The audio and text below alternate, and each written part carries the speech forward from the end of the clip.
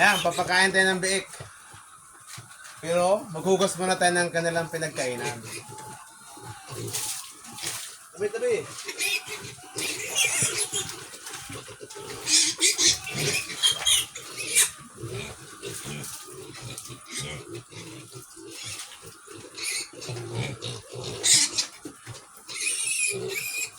Makukulit na rin, makukulit.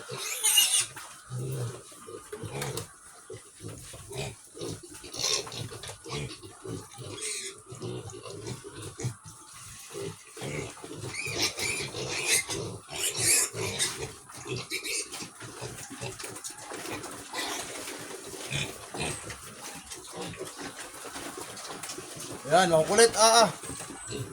Pag sa kulit kumain, dito, tubig pang binigay ko, gawa ng may gamot.